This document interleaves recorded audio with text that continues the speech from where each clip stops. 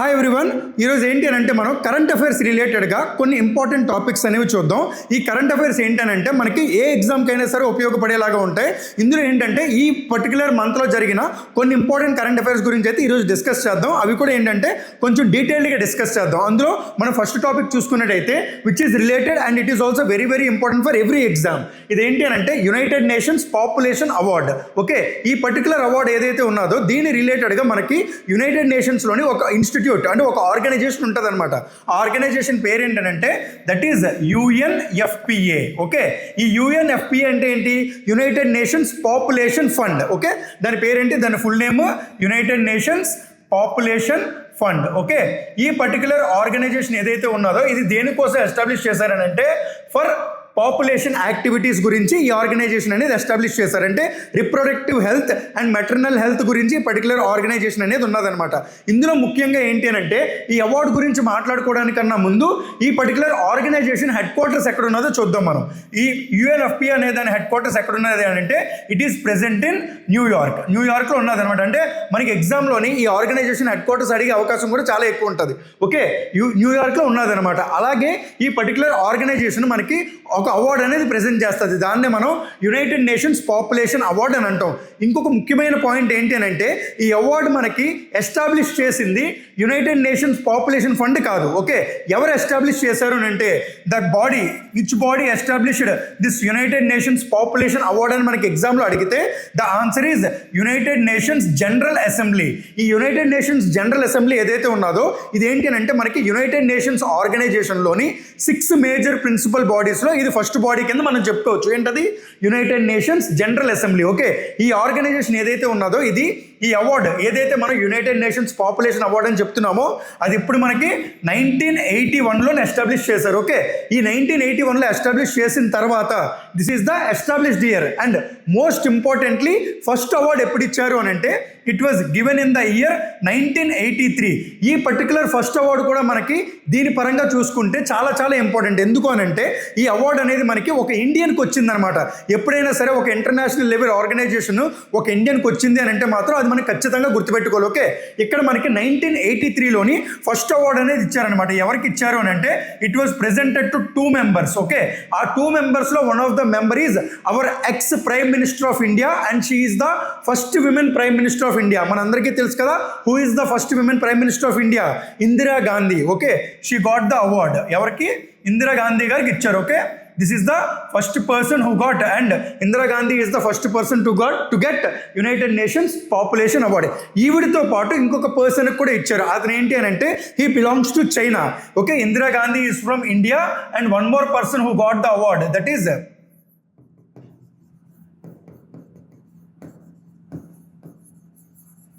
క్వియాన్ Xinzhong is from China. వీళ్ళిద్దరికీ కూడా మనకి ఏంటి అని అంటే ఫస్ట్ అవార్డ్ అనేది ప్రెజెంట్ చేశారు. ఏ ఇయర్లో ప్రెజెంట్ చేశారు? It was presented in the year 1983. Okay, ఇక్కడ ఈ పర్టికులర్ పాయింట్ తర్వాత ఈ అవార్డు అనేది రీసెంట్గా మొన్న జూలైలోనే మనకి అనౌన్స్ చేసేటప్పుడు 2025 రిలేటెడ్గా అవార్డు అనేది అనౌన్స్ చేశారనమాట. 2025లోని ఈ అవార్డు ఎవరికి ఇచ్చారు అని అంటే it was given to one Indian, అంటే ఒక ఇండియన్కి వచ్చింది. అందుకని ఈ పాయింట్ చాలా చాలా ఇంపార్టెంట్. ఈ ఎగ్జామ్లో ఈ క్వశ్చన్ అడిగే అవకాశం చాలా ఎక్కువ ఉంటుంది అనమాట. And the person who got the award is వర్షా దేశ్ పాండే. ఓకే, ఈ పర్టికులర్ లేడీకి ఇచ్చారనమాట. Okay, she is the Indians women right activist. ఇవి ఏంటి అని అంటే విమెన్ రిలేటెడ్గా కొన్ని ఆర్గనైజేషన్స్ కూడా ఎస్టాబ్లిష్ చేశారు. అందులో ముఖ్యమైన ఆర్గనైజేషన్ ఏంటి అని అంటే దళిత్ మహిళా వికాస్ మండల్. ఆ organisation she is the founder of ఒక NGO దళిత్ మహిళా వికాస్ మండల్. దీనికి ఫౌండర్ కూడా వర్షా దేశపాండే అనే person. Okay, she is the Indian women's right activist and she is also the founder of Dalit Mahila Vikas Mandal. ఈవిడికి ఎవరికి? వర్షా దేశపాండే గారికి ఈ particular award United Nations population award for the year 2025 అనేది announce చేశారు. ఓకే, ఇందులో మనం చూసుకున్నట్టయితే ఇక్కడ మనకి యునైటెడ్ నేషన్స్ జనరల్ అసెంబ్లీ అని అన్నాం. దీని హెడ్ క్వార్టర్స్ కూడా it is also present in New York. అంటే ఇక్కడ మనకి 2 ఆర్గనైజేషన్స్ హెడ్ క్వార్టర్స్ కూడా చెప్పుకున్నాం. ఏంటవి? ఒకటి United United Nations Population fund and United Nations General assembly. ఎక్కడ? న్యూయార్క్లోనే వాటి హెడ్ క్వార్టర్స్. ఓకే, ఎగ్జామ్లో ఈ క్వశ్చన్ వచ్చినా సరే రాయగలం. అండ్ ఈ పర్టికులర్ అవార్డ్ అనేది ఇంకొకటి ఏంటి అని అంటే ఈ ఆర్గనైజేషన్ మనకి 1969లో ఎస్టాబ్లిష్ చేశారు. It was established in the year 1969. ఇది United Nations Population Fund. Okay, ఇందులో మనకి అవార్డ్ అనేది ఎస్టాబ్లిష్ చేసింది ఎవరు? United Nations General Assembly establish చేసింది in the year 1981. First award ఎప్పుడు వచ్చింది? 1983లోని ఇద్దరు పర్సన్స్కి వచ్చింది, Indira Gandhi and Qian Xinzhong. వీళ్ళిద్దరూ one is from India and అందర్ one is from China. India ఉన్నారు కాబట్టి మనకి important. At the same time 2025లో కూడా ఇండియన్కే వచ్చింది కాబట్టి మనకి చాలా ఇంపార్టెంట్. ఎవరికి వచ్చింది? She is Varsha Deshpande and she is also the founder of Dalit Mahila Vikas Mandal. Okay, and next topic చూద్దాం కరెంట్ అఫైర్స్ రిలేటెడ్గా. ఇప్పుడు చూడండి next one, UNESCO world heritage site. It is also one of the most important and prominent. ఇక్కడ మనకి huge chance ఉంటుంది అనమాట ఈ particular question రావడానికి. యునైటెడ్ నేషన్స్ ఎడ్యుకేషనల్ యునెస్కో అంటే ఫుల్ ఫామ్ ఏంటి? United Nations educational scientific cultural organisation. Educational scientific cultural organisation. Okay, వీళ్ళు రిలేటెడ్గా ఏంటి అని అంటే వరల్డ్ హెరిటేజ్ సైట్స్ అనేవి ఒక ఇంటర్నేషనల్ లెవెల్లోని కొన్ని సైట్స్కి ఇస్తారనమాట. ఆ స్టేటస్ కనుక ఇచ్చారు అని అంటే వాటికి ఆ సైట్స్కి ఏంటి అని అంటే ఇంటర్నేషనల్ ప్రొటెక్షన్ అనేది దొరుకుతూ ఉంటుంది. ఈ ప్రొటెక్షన్ అనేది దేనికోసం ఇస్తారు అని అంటే మన పాస్ట్ గురించి మనం తెలుసుకోగలిగినప్పుడే మన ఫ్యూచర్ జనరేషన్స్ బాగుంటాయి అనే పర్టికులర్ పాయింట్ ఉద్దేశించుకొని United Nations educational scientific cultural Organisation ఏదైతే ఉన్నదో వరల్డ్ హెరిటేజ్ సైట్స్ కింద కొన్ని వీటిని ప్రపంచవ్యాప్తంగా కొన్ని సైట్స్ని వాళ్ళు ఏంటంటే వాళ్ళు రికగ్నైజ్ చేసి దాన్ని ప్రొటెక్ట్ చేసి ఫ్యూచర్ జనరేషన్స్కి కాపాడడం కోసం ఈ పర్టికులర్ ఆర్గనైజేషన్ అనేది ఎస్టాబ్లిష్ చేశారు. ఇప్పుడు రీసెంట్గా మనం చూసుకుంటే ఈ యునెస్కో అని అంటున్నాం కదా, ఈ యునెస్కో అనే దానికి హెడ్ క్వార్టర్స్ ఎక్కడ? దిస్ పర్టికులర్ యునెస్కో అనే దానికి హెడ్ క్వార్టర్స్ ఎక్కడున్నది అని అంటే it is present at Paris. Okay, ఈ పర్టికులర్ పాయింట్ కూడా చాలా ఇంపార్టెంట్. ప్యారిస్ ఏ కంట్రీ క్యాపిటల్ మనకి? It is the capital of France. Okay, France currency ఏంటండి? It is euro. Okay, France currency అయితే యూరో, క్యాపిటల్ అయితే ప్యారిస్. ఈ ప్యారిస్లో మనకి United Nations educational scientific cultural Organisation headquarters ఉన్నది. ఇప్పుడు రీసెంట్గా UNESCO world heritage site committee ఒకటి జరిగిందనమాట. ఓకే, అది ఎన్నో కమిటీ అని అంటే that is 47th session of UNESCO 47th session of UNESCO world heritage committee. Okay, ఈ పర్టికులర్ కమిటీలోని రీసెంట్గా కొన్ని పర్టికులర్ సైట్స్కి మళ్ళీ UNESCO world heritage site status అనేది ఇచ్చారనమాట. ఈ సెషన్ ఎక్కడ జరిగింది? ఈ 47th సెషన్ మనకి ఏదైతే మనకి యునెస్కో హెడ్ క్వార్టర్స్ ఉన్నదో సేమ్ ప్యారిస్లోనే జరిగిందనమాట. ఓకే, ఈ ప్యారిస్లోనే 47th సెషన్ కూడా జరిగింది. ఇది కూడా one of the most important points. ఎందుకు అని అంటే ఎగ్జామ్లో ఈ క్వశ్చన్ కూడా అడిగే అవకాశం ఉంటుంది. అంటే 47th session of the UNESCO world heritage committee ఎక్కడ జరిగిందని అడుగుతారు. It was held at Paris is the France capital. Okay, అలాగే మనం చూసుకున్నట్టయితే ఈ 47th సెషన్లోని టోటల్గా మొత్తం ఓవరాల్గా ఏంటి అని అంటే 26 న్యూలీ ఇన్స్క్రైబ్డ్ ప్రాపర్టీస్, అంటే ఆల్ ఓవర్ ద వరల్డ్ మొత్తం అంతా కలిపి వాళ్ళు మొత్తం కొత్తగా ఎన్నిటికి ఇచ్చారు? 26 న్యూలీ ఇన్స్క్రైబ్డ్ ప్రాపర్టీస్కి వరల్డ్ హెరిటేజ్ స్టేటస్ ఇచ్చారు. ఓకే, మనకు మొత్తం అన్నీ కూడా ఇంపార్టెంట్ అని అంటే మనకు అంత అవసరం లేదు. మనం గుర్తుపెట్టుకోవాల్సింది ఏంటి? మన ఇండియాకి సంబంధించి ఏ పర్టికులర్ ప్లేస్కైనా వచ్చిందా రాలేదా అనేది చూసుకోవాలన్నమాట. ఈ 26 న్యూలీ ఇన్స్క్రైబ్డ్ ప్రాపర్టీస్లో ఈ 26 న్యూలీ ఇన్స్క్రైబ్డ్ ప్రాపర్టీస్ ఏవైతే ఉన్నాయో ఇందులో మన ఇండియాకి ఒక పర్టికులర్ ప్లేస్కి వచ్చిందనమాట. ఆ పర్టికులర్ ప్లేస్ పేరేంటి అని అంటే మరాఠా మిలిటరీ ల్యాండ్స్కేప్. ఓకే, ఈ పర్టికులర్ క్వశ్చన్ చాలా ఇంపార్టెంట్. మనకి ఎగ్జామ్లో ఎక్కువగా అడిగే ఛాన్స్ అయితే 100% ఉన్నది. ఇది గుర్తుపెట్టుకోవాల్సిన విషయం అనమాట. మరాఠా మిలిటరీ ల్యాండ్స్కేప్స్ ఏవైతే ఉన్నాయో 47th సెషన్ 2025లోని మనకి అనౌన్స్ చేశారు. ఇక్కడ ఈ పాయింట్ ఏదైతే ఉన్నదో ఈ మరాఠా మిలిటరీ ల్యాండ్స్కేప్స్ అని అంటున్నాం కదా, అంటే ఇవన్నీ కూడా ఏంటి అని అంటే దీస్ ఆర్ ద ఫోర్ట్స్. అంటే ఇప్పుడు మనకు కోటలు అని అంటాం కదా, కోటలు. ఈ కోటలు ఎవరు కట్టారు? మరాఠా ఎంపైర్ ఉండేటప్పుడు ఈ కోటలు కట్టారనమాట. అలాగా ఇందులోని టోటల్గా ఎన్ని ఫోర్ట్స్ అని అంటే టోటల్గా 12 ఫోర్ట్స్కి ఇచ్చారనమాట. ఓకే, ఈ మరాఠా మిలిటరీ ల్యాండ్స్కేప్స్లో టోటల్గా 12 ఫోర్ట్స్కి ఇచ్చారు. ఇందులో మనం గుర్తుపెట్టుకోవాల్సిన విషయం ఏంటంటే ఈ 12 ఫోర్ట్స్లోని మొత్తం 11 ఫోర్ట్స్ మనకి మహారాష్ట్రలో ఉంటే మహారాష్ట్రలో 11 ఫోర్ట్స్ ఉంటే ఓన్లీ ఒక ఫోర్ట్ ఏదైతే ఉన్నదో ఇది మనకి తమిళనాడులో ఉన్నదన్నమాట ఈ 12 ఫోర్ట్స్లోని. ఓకే, ఈ 12లో కూడా మోస్ట్ ఇంపార్టెంట్ ప్లేసెస్ ఏంటి అని అంటే తమిళనాడులోని మనకి జింగ్జీ ఫోర్ట్ అని ఒకటి ఉన్నది, జింగ్జీ ఫోర్ట్. ఓకే, ఈ మహారాష్ట్రలో ఏంటి అని అంటే శివనేరి అనే ఒక ప్లేస్ ఉంటుంది, అలాగే సింధుదుర్గ్ అనే ఒక ప్లేస్ ఉంటుంది, రాయగఢ్ అనే ఒక ప్లేస్ ఉంటుంది. ఈ 3 ఫోర్ట్స్ చాలా ఇంపార్టెంట్, రాయగఢ్, శివనేరి అండ్ సింధుదుర్గ్. ఈ 3 ఫోర్ట్స్ చాలా ఇంపార్టెంట్. అలాగే తమిళనాడులో చూసుకుంటే జింగ్జీ ఫోర్ట్ అనే ఫోర్ట్ ఒకటి ఉన్నది అనమాట. అది ఈ మరాఠా మిలిటరీ ల్యాండ్స్కేప్స్ ఏవైతే ఉన్నాయో వీటికి ఈ సంవత్సరానికి గాను ఇచ్చారు. ఇప్పుడు మనం చూసుకున్నట్టయితే ఇండియా రిలేటెడ్గా ఏదైతే మనకి ఇండియా ఉన్నదో ఇండియా రిలేటెడ్గా టోటల్గా మనకి ఎన్ని వరల్డ్ హెరిటేజ్ సైట్స్ ఉన్నాయి ఇప్పటి వరకు కూడా, అంటే ఈ అనౌన్స్మెంట్ తర్వాత ఇండియాలో ఇప్పటి వరకు మొత్తం ఎన్ని హెరిటేజ్ సైట్స్ ఉన్నాయి అని అంటే టోటల్గా మనకి 44 వరల్డ్ హెరిటేజ్ సైట్స్ ఉన్నాయి అనమాట ఇప్పటి వరకు. ఓకే, ఇక్కడ మనం చూసుకుంటే లాస్ట్ ఇయర్ 2024లోని అంటే ఒక ఇయర్ కూడా ప్రీవియస్గా ఉన్నది కూడా గుర్తుపెట్టుకుంటే మంచిది. ఈ 43rd వరల్డ్ హెరిటేజ్ సైట్ 2024లోని దేనికి ఇచ్చారు అని అంటే మొయిడామ్స్ అనే ఒక ప్లేస్కి ఇచ్చారు. మొయిడామ్స్ అనేది ఏంటి అని అంటే it is present in Assam. Okay, ఈ అస్సాంలోని ఐహోమ్ డైనెస్టీ అని ఒకటి ఉంటుంది అనమాట. ఆ డైనెస్టీకి రిలేటెడ్గా ఈ మొయిడామ్స్ అనే ప్లేస్కి 2024లో ఇచ్చారు. ఇప్పుడు 2025లో మనకి మరాఠా మిలిటరీ ల్యాండ్స్కేప్స్ అనే ప్లేస్కి ఇచ్చారనమాట. ఇది చాలా చాలా important. UNESCO world heritage site రిలేటెడ్గా ఈ పర్టికులర్ పాయింట్ అనేది మనం గుర్తుపెట్టుకోవాల్సిన అవసరం అయితే ఉన్నదనమాట. ఓకే, నెక్స్ట్ టాపిక్ చూద్దాం. నెక్స్ట్ టాపిక్ ఏంటి అని అంటే బిమ్స్టెక్ పోర్ట్స్ కాన్క్లేవ్. మనకి బిమ్స్టెక్ సమిట్ అని ఉన్నది కదా, దాంట్లో భాగంగా దానికి రిలేటెడ్గా ఇంకొక పర్టికులర్ సమిట్ అయితే జరిగిందనమాట. అది ఏంటి అని అంటే బిమ్స్టెక్ పోర్ట్స్ కాన్క్లేవ్ అని అంటాం అనమాట. ఓకే, ఇప్పుడు మనం ఒక చిన్న brief history of the BIMSTEC అనేది చూద్దాం. అంటే మొత్తం బాగా డెప్త్ అయితే అవసరం లేదు. ఒకవేళ మీకు డెప్త్లో కావాలి అని అంటే మన ఛానల్లో ఒక వీడియో అయితే ఉంటుంది, దాని కంప్లీట్ డెప్త్ అయితే మీకు అర్థమవుతుంది అనమాట. ఓకే, ఇందులో మనకి ఫస్ట్ మనం చూసుకున్నట్టయితే ఈ బిమ్స్టెక్ అనే దానికోసం ఒక చిన్న ఓవర్వ్యూ అనేది ఇద్దాం. బిమ్స్టెక్ అంటే ఫుల్ ఫామ్ ఏంటి? Bay of Bengal Initiative for Multi Sectoral Technical and economical Cooperation. ఇంకొకసారి చెప్తున్నాను, Bay of Bengal Initiative for Multi Sectoral Technical and economical Cooperation. Okay, ఈ పర్టికులర్ ఆర్గనైజేషన్ ఏదైతే ఉన్నదో ఇది మనకి 1997లో ఎస్టాబ్లిష్ చేశారనమాట. ఓకే, ఎస్టాబ్లిష్ చేసేటప్పుడు ఏంటి అని అంటే ఓన్లీ 4 కంట్రీస్తో మాత్రమే ఎస్టాబ్లిష్ చేశారు. ఏంటది? BISTEC అని అంటాం. BISTEC. బి అంటే బంగ్లాదేశ్, ఐ అంటే ఇండియా, ఎస్ అంటే శ్రీలంక, టీ అంటే థాయిలాండ్. ఈ 4 కంట్రీస్ కలిపి BISTEC. ఈసీ అంటే ఏంటి అని అంటే ఎకనామిక్ కోఆపరేషన్. ఓకే, ఇలాగ ఈ 4 కంట్రీస్తోని 97లో ఎస్టాబ్లిష్ చేశారు. లేటర్ ఆన్ ఈ 97లోనే మనకి ఇంకొక కంట్రీ కూడా యాడ్ అయిందనమాట. బంగ్లాదేశ్, ఇండియా, శ్రీలంక, థాయిలాండ్తో పాటు 97లోనే ఇంకొక కంట్రీ ఏం యాడ్ అయింది అని అంటే దట్ ఈస్ మయన్మార్. ఈ మయన్మార్ అనే కంట్రీ కూడా మనకి 97లో ఎస్టాబ్లిష్ చేశారు, యాడ్ అయిందనమాట.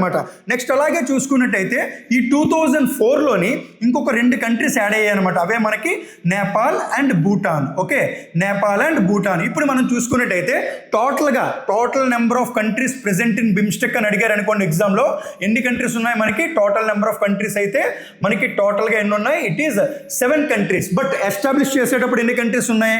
It is only 4 countries, Bangladesh, India, Sri Lanka and Thailand. Later on 97లోనే మయన్మార్ అనేది యాడ్ అయింది. తర్వాత 2004లో నేపాల్ అండ్ భూటాన్ అనేది యాడ్ అయింది. ఓకే, ఈ ఆర్గనైజేషన్ మనకి 97లో ఎస్టాబ్లిష్ చేశారు. ఇంకొక ఇంపార్టెంట్ పాయింట్ ఏంటి అని అంటే దీనికి మనం హెడ్ క్వార్టర్స్ అని అంటాం కదా, దీనికి ఏంటి అని అంటే బిమ్స్టెక్ సమ్మిట్కి ఏమని అంటాం అని అంటే it is called as secretariat. దీన్ని మనం సెక్రటేరియట్ అని అంటాం. ఓకే, దీని సెక్రటేరియట్ ఎక్కడున్నది అని అంటే BIMSTEC secretariat is present at Dhaka. Dhaka అంటే ఏంటి? It is the capital of Bangladesh. Okay, ఈ బంగ్లాదేశ్లో మనకి సెక్రటేరియట్ ఆఫ్ ద బిమ్స్టెక్ అనేది ఉన్నది. ఇది ఒక point very very important. Next ఏంటి? Who is the present secretary general of BIMSTEC? Secretary general of BIMSTEC ఎవరు ఉన్నారు అని అంటే at present it is Indira Mani Pandey. Secretary general ఎవరు? Indira Mani Pandey. He is the present secretary general of BIMSTEC summit. Okay, ఇప్పుడు మనకి ఏంటి అని అంటే మోస్ట్ ఇంపార్టెంట్ పాయింట్స్ ఒక 2 చెప్తాము. ఆ 2 పాయింట్స్ చాలా చాలా ఇంపార్టెంట్. ఎందుకనంటే రీసెంట్గా ఏప్రిల్ మంత్లో బిమ్స్టెక్ సమిట్ అనేది జరిగిందనమాట. అది మనకి 6th బిమ్స్టెక్ సమిట్ జరిగింది. ఏంటది? 6th బిమ్స్టెక్ సమిట్ అనేది మనకి ఏప్రిల్లో జరిగింది. ఈ 6th బిమ్స్టెక్ సమిట్ ఎక్కడ జరిగింది అని అంటే it is held at Bangkok. Okay, ఈ 6th బిమ్స్టెక్ సమిట్ అనేది మనకి బ్యాంకాక్ మనకి ఏ కంట్రీ క్యాపిటల్? మన అందరికీ తెలుసు, it is present at Thailand. Thailand capital Bangkok అనమాట. బ్యాంకాక్లో 6th బిమ్స్టెక్ సమిట్ జరిగింది. ఇప్పుడు మనం మాట్లాడుకుంటున్నది ఏంటి? It is the BIMSTEC ports conclave. Okay, అంటే పోర్ట్స్ రిలేటెడ్గా ఏ పర్టికులర్ ప్లేస్లో జరిగింది అంటే ఇప్పుడు మనం మాట్లాడుకుంటున్నది 2nd బిమ్స్టెక్ పోర్ట్స్ కాన్క్లేవ్. ఈ పోర్ట్స్ కాన్క్లేవ్ ఏదైతే ఉన్నదో ఇది ఎక్కడ జరిగింది అని అంటే it is held at Visakhapatnam. Okay, ఈ పాయింట్ చాలా చాలా ఇంపార్టెంట్ అనమాట. మనం ఎగ్జామ్లో కన్ఫ్యూజ్ అయ్యే అవకాశం చాలా ఎక్కువ ఉంటుంది. 6th BIMSTEC summit was held at అంటే బ్యాంకాక్, అలాగే 2nd BIMSTEC ports conclave was held at అంటే విశాఖపట్నంలో జరిగింది. విశాఖపట్నం అంటే ఆంధ్రప్రదేశ్లో జరిగింది అనమాట. ఓకే, నెక్స్ట్ ఇంకొక పాయింట్ ఏంటి అని అంటే ఈ 2nd బిమ్స్టెక్ పోర్ట్స్ కాన్క్లేవ్ ఏదైతే ఉన్నదో దానికి ఒక థీమ్ కూడా ఉన్నదనమాట. ఆ థీమ్ కూడా మనకి ఎగ్జామ్లో అడిగే అవకాశం చాలా ఎక్కువ ఉంటుంది. ఓకే, ఆ థీమ్ ఏంటి అని అంటే navigating the future. The theme of this BIMSTEC ports conclave is navigating the future,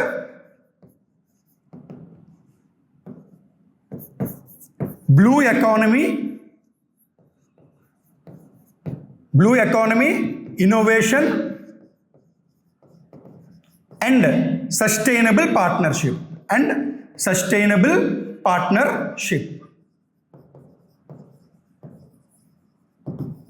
okay, navigating the future, blue economy, innovation and sustainable partnership. This is the theme of this particular 2nd BIMSTEC ports conclave. Okay, ఈ particular points ఏవైతే ఉన్నాయో BIMSTEC ports conclave రిలేటెడ్గా మనం చూసుకున్నట్టయితే ఇవి కొంచెం important అనమాట. అంటే బిమ్స్టెక్లో మనకి టోటల్గా ఎన్ని కంట్రీస్ ఉన్నాయి? 7 కంట్రీస్ ఉన్నాయి. ఆ 7 కంట్రీస్లో ఫస్ట్ ఎస్టాబ్లిష్ అయ్యేటప్పుడు ఎన్ని కంట్రీస్ ఉన్నాయి? ఓన్లీ 4 కంట్రీసే ఉన్నాయి. ఓకే, నెక్స్ట్ ఏంటి అని అంటే 6th బిమ్స్టెక్ సమిట్ ఏప్రిల్లో జరిగింది. ఎక్కడ జరిగింది? బ్యాంకాక్లో జరిగింది. 2nd బిమ్స్టెక్ పోర్ట్స్ కాన్క్లేవ్ ఏదైతే ఉన్నదో అది ఎక్కడ జరిగింది? విశాఖపట్నంలో జరిగింది.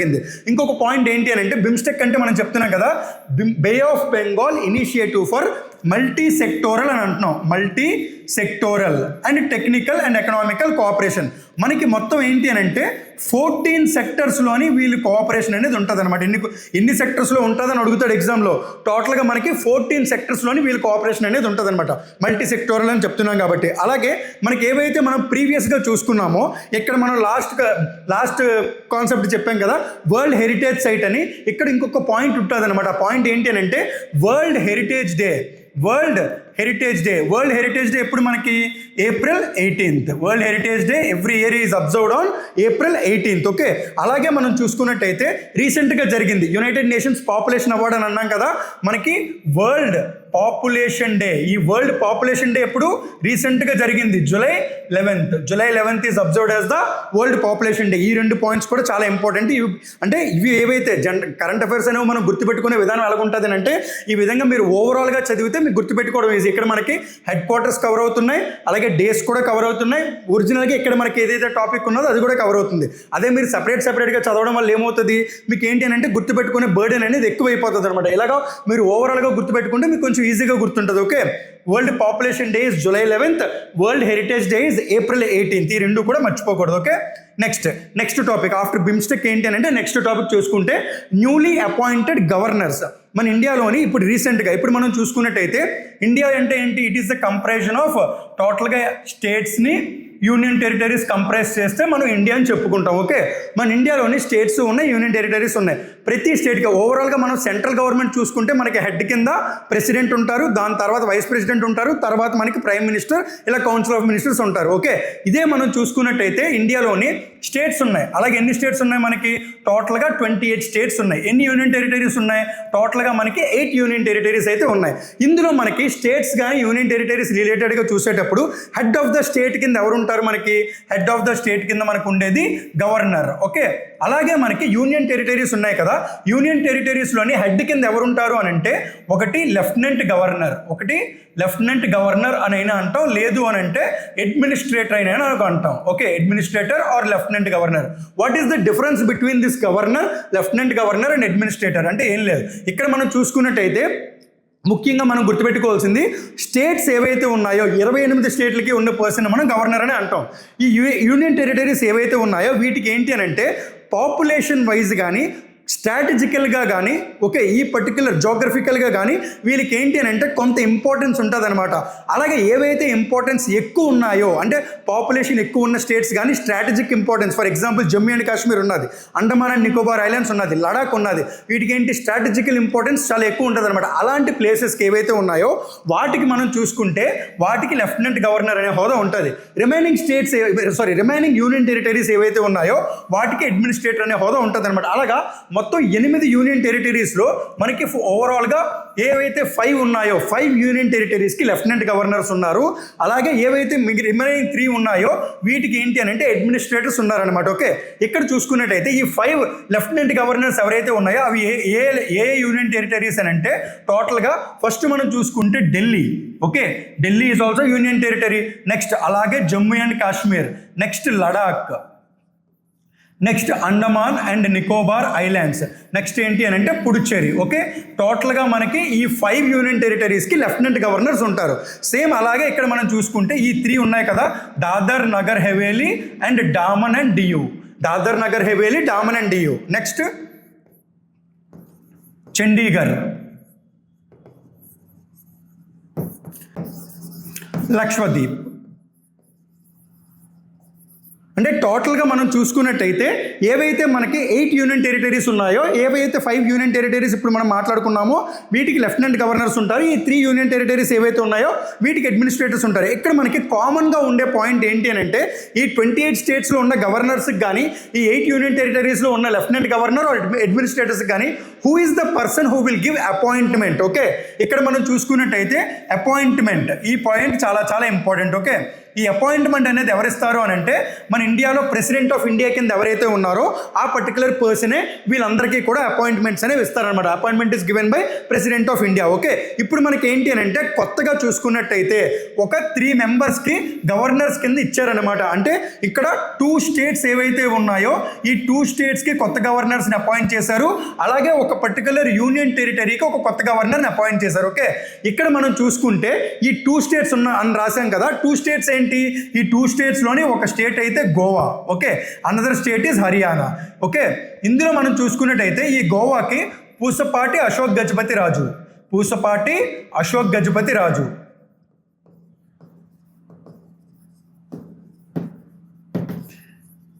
He is the person who was newly appointed by the President of India as the Governor of Goa. అంటే గోవాకి కొత్తగా ఒక గవర్నర్ కింద పూసపాటి అశోక్ గజపతి రాజు అనే పర్సన్ అపాయింట్ చేశారు. అలాగే మనం హర్యానా పర్టికులర్ స్టేట్ చూసుకుంటే అసీమ్ కుమార్ ఘోష్. ఓకే, ఈ పర్సన్కి హర్యానా గవర్నర్ కింద ఇచ్చారు. అలాగే మనకి ఏదైతే ఒక యూనియన్ టెరిటరీ ఉందో దానికి లెఫ్టినెంట్ గవర్నర్ కింద ఏ పర్టికులర్ ప్లేస్ అది, దట్ ఈజ్ లడాక్కి కొత్తగా ఒక లెఫ్టినెంట్ గవర్నర్ కింద ఎవరిని ఇచ్చారు, కవీందర్ గుప్తా. ఓకే, ఈ 3 మెంబర్స్కి కూడా రీసెంట్గా మొన్నే ప్రెసిడెంట్ ఆఫ్ ఇండియా ఎవరైతే ఉన్నారో వాళ్ళు అపాయింట్మెంట్ అనేది ఇచ్చారనమాట. ఓకే, ఇక్కడ మనం గవర్నర్ గురించి కొంచెం బ్రీఫ్గా తెలుసుకుందాం. ఓకే, అంటే గవర్నర్ అని ఎవరైతే ఉన్నారో he is coming under which part of the Indian constitution. Governor అనే పర్సన్ మనకి పార్ట్ నెంబర్ 6లో వస్తారనమాట. ఇండియన్ కాన్స్టిట్యూషన్లో పార్ట్ నెంబర్ 6లో వస్తారు. ఈ పార్ట్ నెంబర్ 6 దేన్ని చెప్తుంది, it tells about the state executive గురించి మాట్లాడుతుంది. స్టేట్ ఎగ్జిక్యూటివ్ అంటే ఏ బాడీస్ ఉంటాయి, ఒకటి governor, chief minister, state council of ministers, advocate general of India, వీళ్ళ గురించి మాట్లాడుతుంది. అలాగే హైకోర్టు కూడా ఉంటుంది అనమాట. ఓకే, ఈ పర్టికులర్ బాడీ ఏదైతే ఉన్నదో అది మనకి స్టేట్ ఎగ్జిక్యూటివ్లోకి వస్తుంది. అందులో ఫస్ట్ పర్సన్ ఎవరు, మనకి గవర్నర్ ఎవరైతే ఉన్నారో వాళ్ళు వస్తారు. ఇక్కడ మనకి ఈ స్టేట్ ఎగ్జిక్యూటివ్లో పార్ట్ 6లోని ఆర్టికల్ నెంబర్ 153 to 167 ఈ పర్టికులర్ ఆర్టికల్స్ ఏవైతే ఉన్నాయో ఇవన్నీ కూడా గవర్నర్ గురించి మాట్లాడే ఆర్టికల్స్. ఓకే, ఇక్కడ మనకి ఇంకొక ఇంపార్టెంట్ పాయింట్ ఏంటి అని అంటే what is the bear minimum qualification. A qualification ఉంటే మనకి గవర్నర్ కింద వెళ్ళొచ్చు. ఫస్ట్ క్వాలిఫికేషన్ ఏంటి అని అంటే ఫస్ట్ క్వాలిఫికేషన్ ఎప్పుడు కూడా మనకేంటి, సిటిజన్షిప్. ఎవరైనా సరే సిటిజన్ ఆఫ్ ఇండియా అయ్యి ఉండాలి కంపల్సరీగా, ఫస్ట్ పాయింట్. సెకండ్ ఏంటి, ఏజ్. ఎప్పుడైనా సరే ఏజ్ గురించి అడిగారు అని అంటే గవర్నర్కి కానీ ప్రెసిడెంట్ ఆఫ్ ఇండియాకి కానీ వైస్ ప్రెసిడెంట్కి కానీ ఈ పర్టికులర్ ఈ 3 పోస్టులకి కూడా what is the minimum age that is required, that is 35 years of age. Okay, అలాగే ఇంకొక మోస్ట్ ఇంపార్టెంట్ పాయింట్ ఏంటి అని అంటే ఎవరైనా సరే ఐదర్ ఎంపీ కింద కానీ లేదా ఎమ్మెల్యే కింద కానీ సిట్టింగ్ పొజిషన్లో ఉండకూడదు అనమాట. They must not be the sitting MLA or MP of any party or any position. Okay, ఈ ఎమ్మెల్యే కింద కానీ ఎంపీ కింద కానీ సిట్టింగ్ పొజిషన్లో ఉండకూడదు. ఈ పోస్ట్లో ఉన్నా సరే వాళ్ళకి గవర్నర్ అయ్యే అవకాశం లేదు. ఓకే, సిటిజన్ ఆఫ్ ఇండియా అయ్యి ఉండాలి లేదా 35 years ఆఫ్ ఏజ్ అయినా దాటి ఉండాలి. ఈ రెండు పోస్టులు ఏ పోస్ట్ కూడా వాళ్ళు హోల్డ్ చేయకూడదు అనమాట. And they should not hold any office of profit. ఇది మనకి బేసిక్ క్వాలిఫికేషన్ కింద మాట్లాడుకోవచ్చు అనమాట. ఓకే, అండ్ వాళ్ళు పోస్ట్ అయిన తర్వాత వాళ్ళకి ఓత్ ఆర్ ఎఫర్మేషన్, అంటే మనం అపాయింట్మెంట్ ఇస్తారని చెప్పాం కదా, అపాయింట్మెంట్ ఇస్ గివెన్ బై ఎవరు? President of India. ఇక్కడ ఇంకొక పాయింట్ ఏంటి, వాళ్ళు ఎప్పుడైతే అపాయింట్ అయ్యారో, అపాయింట్ అయిన తర్వాత మనకు తెలిసిన విధంగానే అందరూ కూడా ఇంక్లూడింగ్ ప్రెసిడెంట్ ఆఫ్ ఇండియాతో సైతం మనకి ప్రమాణ స్వీకారం అనేది చేస్తారు కదా, ఓత్ ఆర్ ఎఫర్మేషన్ అని అంటాం. ఈ ఓత్ అనేది గవర్నర్కి ఎవరు చేయిస్తారు అని అంటే very very important point, chief justice of that particular state high court. అంటే ఆ స్టేట్లో ఏదైతే హైకోర్టు ఉన్నదో ఆ హైకోర్టులో ఉన్న chief justice oath or affirmation చేయిస్తారు. ఇది important point. Appointment is given by president, oath is taken by the chief justice of the high court. Okay, వచ్చిన తర్వాత వాళ్ళ టర్మ్ ఎంత అంటే, ఒక గవర్నర్ అపాయింట్ అవుతున్నారు అని అంటే ఆ గవర్నర్ టర్మ్ ఎంత ఉంటుంది అని అంటే మనకి ఏంటి అంటే ఒక ట్రెడిషన్ ప్రకారం చూసుకుంటే దట్ ఈస్ 5 years. ఓకే, ఈ 5 years అనేది జనరల్గా ఉండే టర్మ్. మనకి మోస్ట్ ఇంపార్టెంట్ పాయింట్ ఏంటి అంటే ఇక్కడ మనకి until the pleasure of the president, pleasure of the president. అంటే ఈ 5 yearsలో ఒకళ్ళు ఎప్పుడైనా సరే ప్రెసిడెంట్ ఆఫ్ ఇండియా ఎవరైతే ఉన్నారో వాళ్ళు కనుక వాళ్ళని ట్రాన్స్ఫర్ చేయాలి అన్నా రిమూవ్ చేయాలన్నా చేయొచ్చు అనమాట. Okay, until the pleasure of the president అనే పాయింట్ చాలా చాలా ఇంపార్టెంట్ గవర్నర్కి. ఓకే, ఈ గవర్నర్ అపాయింట్మెంట్ ఏదైతే ఉన్నదో మనం ఏ కంట్రీ కాన్స్టిట్యూషన్ నుంచి బారో చేసుకున్నాం? We have borrowed this particular provision from Canada constitution. అంటే ఈ ప్రొవిజన్ మనం ఎక్కడి నుంచి బారో చేసుకున్నాం? We have borrowed it from Canadian constitution నుంచి బారో చేసుకున్నాం appointment of the governor. Okay, ఇక్కడ ఇంకొక ఇంపార్టెంట్ పాయింట్ ఏంటంటే మనకి మొత్తం ఎన్ని స్టేట్స్ ఉన్నాయి? 28 స్టేట్లు ఉన్నాయి. అంటే ఒక స్టేట్కి ఒక గవర్నర్ ఉంటారు జనరల్గా చూసుకుంటే. ఇక్కడ ఇంపార్టెంట్ పాయింట్ ఏంటి అని అంటే ఒక గవర్నరు అంటే ఎవరైనా సరే ఒక పర్సన్ గవర్నర్ కింద ఒక స్టేట్కి అపాయింట్ అయ్యారు అని అంటే ఇంకొక స్టేట్కి కూడా సేమ్ అదే పర్సన్ గవర్నర్గా ఉండొచ్చా ఉండకూడదా? ఇంకొక స్టేట్కి కూడా సేమ్ అదే పర్సన్ గవర్నర్గా ఉండొచ్చా ఉండకూడదు అని అంటే yes, they can become the governor of 2 or more than 2 states. Okay, ఒక స్టేట్కైనా ఉండొచ్చు, 2 స్టేట్లకైనా ఉండొచ్చు, 3 స్టేట్లకైనా సేమ్ పర్సన్ గవర్నర్ కింద అట్ ఏ టైం వ్యవహరించవచ్చు అనమాట. ఓకే, ఆ ప్రొవిజన్ అంటే governor can become the governor for 1 or 2 or more than 2 states. ఏ పర్టికులర్ ప్రొవిజన్లో ఉంటుంది అని అంటే అకార్డింగ్ టు ద ఈ పాయింట్ చాలా చాలా important. 7th constitutional amendment act 1956 ప్రకారం మనం ఏంటి అని అంటే ఒక గవర్నర్ని 2 or more than 2 states కూడా గవర్నర్ కింద అపాయింట్ చేయొచ్చు అనమాట. Okay, more than 2 states. ఈ పర్టికులర్ పాయింట్ చాలా చాలా ఇంపార్టెంట్. అంటే మనకి ఏంటంటే ఒక పర్సన్ని గవర్నర్ కింద అపాయింట్ చేసిన తర్వాత అదే పర్సన్ మనం ఇంకొక స్టేట్కి కానీ అపాయింట్ చేయొచ్చు అనమాట. ఓకే, ఇది మనకి ఎక్కడ ఉంటుంది? Provision 7th constitutional amendment act 1956 ప్రకారం ఉంటుంది అనమాట. ఓకే, ఈ పర్టికులర్ పాయింట్ చాలా ఇంపార్టెంట్. నెక్స్ట్ ఇంకొకటి ఏంటి అని అంటే ఇక్కడ గవర్నర్స్ పరంగా మనం గుర్తుపెట్టుకోవాల్సిన పాయింట్స్లో ఒకవేళ గవర్నర్ కనుక రిజైన్ చేస్తే ఆ పోస్ట్లో నుంచి ఆ రెసిగ్నేషన్ అనేది ఎవరికి ఇవ్వాలి? ఆ రెసిగ్నేషన్ అనేది మనం ఎవరికి ఇస్తారు? He has to right the letter of resignation in the name of president of India. Okay, ఇక్కడ మనకి అపాయింట్మెంట్ ఎవరైతే ఇస్తున్నారో ఈ రెసిగ్నేషన్ ఉన్నది కదా, ఈ రెసిగ్నేషన్ కూడా ఎవరు తీసుకుంటారు? Resignation also will be in the name of the president of India. ఇక్కడ మనం గుర్తుపెట్టుకోవాల్సింది appointment is given by the president, oath taken by the chief justice of the high court, resignation should be handed it over to the president of India. ఈ 3 పాయింట్లు చాలా important. Okay, term అయితే 5 years or until the pleasure of the president. ఇది కూడా చాలా చాలా important. ఇది మనకి బేసిక్గా గవర్నర్స్ గురించి. ఇప్పుడు మనకి రీసెంట్గా ఇది న్యూస్లో ఉండడానికి కారణం ఏంటి అని అంటే ఒక 2 స్టేట్స్ గవర్నర్స్ని అపాయింట్ చేశారు, అలాగే ఒక యూనియన్ టెరిటరీకి లెఫ్టినెంట్ గవర్నర్ని అపాయింట్ చేశారు. ఆ 2 స్టేట్స్ ఏంటి? ఒకటి గోవా, రెండోది హర్యానా. గోవాకి ఎవరిని అపాయింట్ చేశారు? పూసపాటి అశోక్ గజపతి రాజు. హర్యానాకి ఎవరిని అపాయింట్ చేశారు? అసీమ్ కుమార్ ఘోష్. నెక్స్ట్ అలాగే చూసుకుంటే లడాక్ అనే యూనియన్ టెరిటరీకి లెఫ్టినెంట్ గవర్నర్ కింద కవీందర్ గుప్తా అనే పర్సన్ అపాయింట్ చేశారనమాట. ఓకే, అండ్ నెక్స్ట్ టాపిక్ చూద్దాం. నెక్స్ట్ టాపిక్ కూడా most important topic, newly nominated members in the Rajya Sabha. Okay, అంటే ఇప్పుడు మనకి రాజ్యసభ అని చెప్తున్నాం కదా, రాజ్యసభకి ఇంకొక పేరు ఏమని చెప్పొచ్చు? We can call it as council of states. దీన్నే మనం కౌన్సిల్ ఆఫ్ స్టేట్స్ అని అనొచ్చు. అలాగే ఎల్డర్స్ హౌస్ అని అనొచ్చు, ఎల్డర్స్ హౌస్. అలాగే మనం దీన్ని పర్మనెంట్ హౌస్ అని కూడా అనొచ్చు. ఎందుకు అని అంటే రాజ్యసభ అనేది మనకి డిజాల్వ్ అవ్వదు. Okay, Rajya Sabha cannot be dissolved at any point of time in India. Okay, రాజ్యసభని మనం ఎల్డర్ హౌస్ అయినా అనొచ్చు, కౌన్సిల్ ఆఫ్ స్టేట్స్ అయినా అనొచ్చు, అప్పర్ హౌస్ అయినా అనొచ్చు, రాజ్యసభ అయినా కూడా అనొచ్చు. ఓకే, ఇందులో మనం చూసుకుంటే రాజ్యసభలోని total strength of the Rajya Sabha ఎప్పుడు కూడా మనకి ఎంత ఉంటుంది? దట్ ఈస్ టోటల్ స్ట్రెంగ్త్ అయితే మనకి 250. ఓకే, ఈ 250 మెంబర్స్ కానీ ప్రెసెంట్ అయితే ఎక్కువ మంది ఉండకూడదు. ఇక్కడ మనం చూసుకుంటే what is the present strength of the Rajya Sabha? Present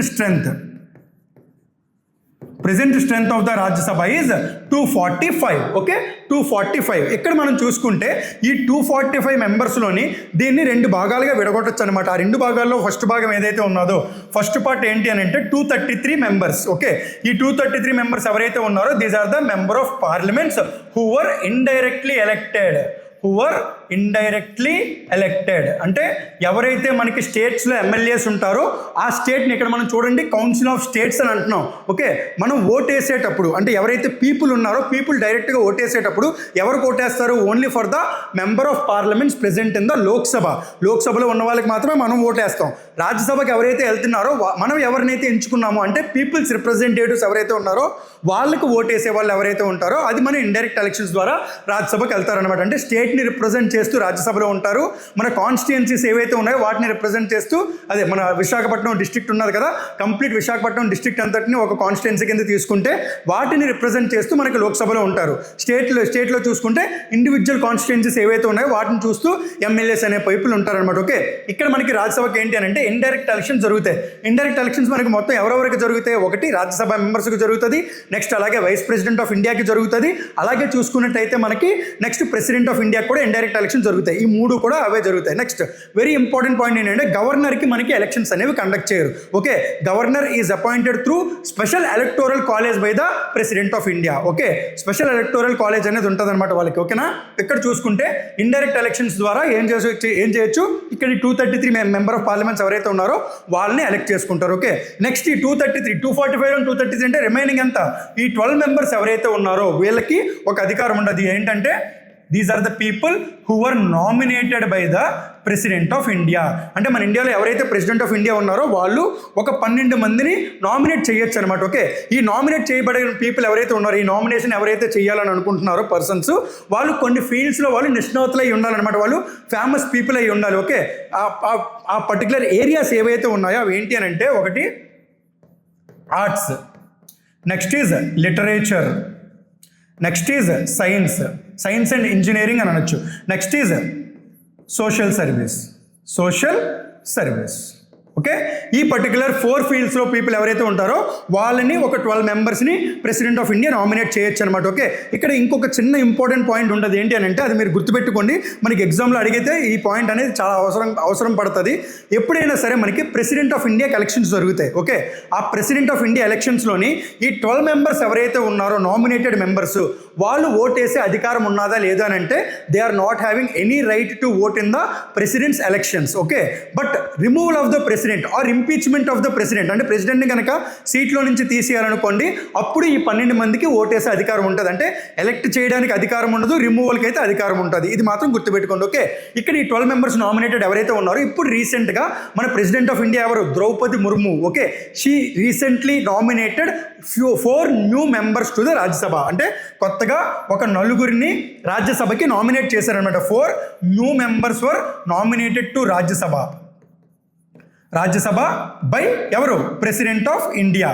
మన ప్రెసిడెంట్ ఎవరు? ద్రౌపది ముర్ము. ఓకే, ఈ 4 మెంబర్స్ కూడా ఎవరెవరు అని అంటే first person is Ujjwal Deoram Nikam and second person is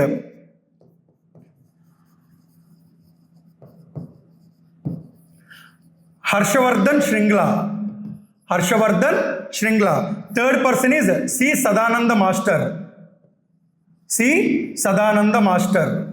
he's the third person. ఇతను 3వ పర్సన్ అనమాట. నెక్స్ట్ ఇంకొక పర్సన్ ఎవరు అని అంటే she is the lady Meenakshi Jain. Okay, ఈ 4 మెంబర్స్ని కూడా ఈ 4 మెంబర్స్ ఎవరైతే ఉన్నారో రీసెంట్గా నామినేట్ చేశారనమాట. అందుకే ఇప్పుడు రీసెంట్గా నామినేట్ చేశారు కాబట్టి దీని మీద క్వశ్చన్ అడిగే అవకాశం అయితే మనకు చాలా ఎక్కువ ఉంటుంది. ఎవరెవరు?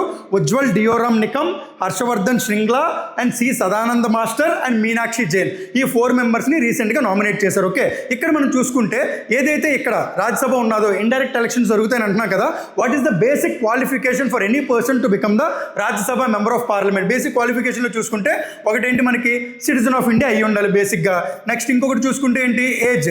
ఏదైతే మనకి ఏజ్ లిమిట్ ఉన్నదో ఇక్కడ మనకి ఏజ్ లిమిట్ ఎంత అని అంటే 30 ఇయర్స్ అనమాట. Okay, 30 years. మీరు గుర్తుపెట్టుకోవాల్సిన విషయం ఏంటంటే మనకి ఏజ్ లిమిట్ ఇండియాలోని 21 ఇయర్స్ నుంచి పొలిటికల్గా మొదలవుతుంది. 21 ఇయర్స్ బేసిక్గా ఏంటి, 18 ఇయర్స్కి మనకి రైట్ టు ఓట్ అనేది వస్తుంది 18 ఇయర్స్కి. ఓకే, 21 ఇయర్స్కి ఏంటంటే ఏవైతే మనకి లోకల్ లెవెల్ ఎలక్షన్స్ అంటే మనకి పంచాయతీరాజ్ ఇన్స్టిట్యూషన్స్ కానీ కార్పొరేటర్స్ ఉంటారు కదా, మున్సిపల్ కార్పొరేషన్స్ ఇవన్నీ కూడా సర్పంచ్ ఉప సర్పంచ్ ఉంటారా, వాళ్ళకి 21 ఇయర్స్. ఇది ఫస్ట్ ఫండమెంటల్ పాయింట్. నెక్స్ట్ ఈ 25 ఇయర్స్ ఉన్నది కదా, 25 ఇయర్స్ ఎవరికి, ఎవరైతే స్టేట్ లెవెల్లో ఉన్న మెంబర్ ఆఫ్ లెజిస్లేటివ్ అసెంబ్లీస్ అంటే ఎమ్మెల్యేస్ ఎవరైతే ఉన్నారో వాళ్ళకి కానీ, లేదా లోక్సభ ఎంపీస్ లోక్సభలోని మెంబర్ ఆఫ్ పార్లమెంట్స్ కింద వెళ్ళాలన్నా కూడా what is the age limit, that is 25 years. ఇక్కడ మనకి 30 ఇయర్స్ అని ఎప్పుడైతే వచ్చిందో దట్ ఈస్ ఫర్ ఎవరికి, రాజ్యసభ ఎంపీస్కి 30 ఇయర్స్. ఓకే, అలాగే ప్రెసిడెంట్ కానీ వైస్ ప్రెసిడెంట్ కానీ గవర్నర్ అయితే 35 ఇయర్స్. వీటికి కన్ఫ్యూజ్ అవ్వకండి, ఇది చాలా చాలా బేసిక్ అండ్ ఫండమెంటల్ పాయింట్స్ అనమాట. ఓకే, ఇక్కడ మనం చూసుకుంటే ఏజ్ లిమిట్ ఎంత, మనకి 30 ఇయర్స్. ఓకే, ఇంకొక పాయింట్ ఏంటి, వాట్ ఈజ్ వాళ్ళు వచ్చేసిన తర్వాత వాట్ ఈస్ ద టర్మ్ ఎంత అని అంటే దట్ ఈజ్ 6 ఇయర్స్. వాళ్ళ టర్మ్ ఎంత, 6 ఇయర్స్. అంటే ఒక పర్సన్ మెంబర్ ఆఫ్ పార్లమెంట్ కింద వచ్చారు అని అంటే they will have the term of 6 years. అదే మనకి లోక్సభలో చూసుకుంటే టర్మ్ ఎంత, 5 ఇయర్స్ మాత్రమే. స్టేట్ లెజిస్లేటివ్ అసెంబ్లీ అయినా కూడా టర్మ్ ఎంత, 5 ఇయర్స్. అందుకని మనకి ఎవ్రీ 5 ఇయర్స్కి ఒకసారి కూడా జనరల్ ఎలక్షన్స్ అనేవి కండక్ట్ చేస్తారు. బట్ రాజ్యసభ తీసుకుంటే టర్మ్ ఎంత, 6 ఇయర్స్. ఇక్కడ మనకి ఇంకొక పాయింట్, వెరీ ఇంపార్టెంట్ పాయింట్ ఉంటుంది. ఏంటి అని అంటే ఎవ్రీ 2 ఇయర్స్కి ఒకసారి 1/3 ఆఫ్ ద మెంబర్స్ ఆ పర్టికులర్ సీట్లో నుంచి వెళ్ళిపోతూ ఉంటారు అన్నమాట రాజ్యసభలో ఎంత, ఎవ్రీ 2 ఇయర్స్కి. ఇది ఎన్ని ఇయర్స్కి, ఎవ్రీ 2 ఇయర్స్కి. ఎవ్రీ 2 ఇయర్స్కి ఒకసారి 1/3 ఆఫ్ ద మెంబర్స్ ఆ సీట్లో నుంచి వెళ్ళిపోతూ ఉంటారు. అంటే అప్రాక్సిమేట్గా మనం చూసుకుంటే ఒక 81 మెంబర్స్ 82 మెంబర్స్ ఉంటారనమాట. అంటే టోటల్గా మనకి ఎంత, 245 కదా. అందులో అప్రాక్సిమేట్గా మనం 1/3 తీసుకుంటే అప్రాక్సిమేట్గా ఒక 80 మెంబర్స్ వేసుకోండి. 80 మెంబర్స్ ఎవ్రీ 2 ఇయర్స్కి అలా మారుతూ ఉంటారు. అంతే తప్ప హౌస్ అనేది ఎప్పుడు కూడా డిజాల్వ్ అవ్వదు. అదే మనకి లోక్సభ తీసుకుంటే 5 ఇయర్స్ తర్వాత హౌస్ డిజాల్వ్ అయిపోవాలి, ఆటోమేటిక్ డిజల్యూషన్ జరగాలి. ఓకే, అదే రాజ్యసభ తీసుకుంటే అలా కాదు, అది కంటిన్యూస్ ప్రాసెస్లో అలా సాగుతూనే ఉంటుంది అనమాట. ఓకే, ఇక్కడ ఎవ్రీ 6 ఇయర్స్కి టర్మ్ అయితే 6 ఇయర్స్, ఎవ్రీ 2 ఇయర్స్కి కూడా 1/3 ఆఫ్ ద మెంబర్స్ ఏంటి, రిజైన్ చేసి వెళ్ళిపోతూ ఉంటారు అనమాట. ఓకే, రిటైర్ అయిపోతూ ఉంటారు. ఈ పర్టికులర్ పాయింట్ అనేది కూడా చాలా చాలా ఇంపార్టెంట్. ఇది మనకి రాజ్యసభ రిలేటెడ్గా ఒక పర్టికులర్ బేసిక్ అండర్స్టాండింగ్. నెక్స్ట్ ఇంకొక ఇంపార్టెంట్ పాయింట్ ఏంటంటే రాజ్యసభ రిలేటెడ్గానే రాజ్యసభలో మనకి ఏ సీట్లు ఉంటాయి, రాజ్యసభలో మనకి ఏమేమి ఉంటాయి, చైర్మన్ అనే పొజిషన్ ఉంటుంది. నెక్స్ట్ అలాగే డెప్యూటీ చైర్మన్ అనే పొజిషన్ ఒకటి ఉంటుంది. నెక్స్ట్ అలాగే most important point leader of the house అని అంటాం. నెక్స్ట్ అలాగే ఇంకొక పొజిషన్ ఏంటి, opposition leader of the house. Okay, next ఇంకొక పొజిషన్ ఏంటి, secretary general of Rajya Sabha. Secretary general of Rajya Sabha. మీరు ఏ ఎగ్జామ్కి వెళ్ళినా సరే ఈ పర్టికులర్ పాయింట్స్ అన్నీ కూడా మీ మైండ్లో ఉండాలన్నమాట 100% ఎప్పుడు కూడా.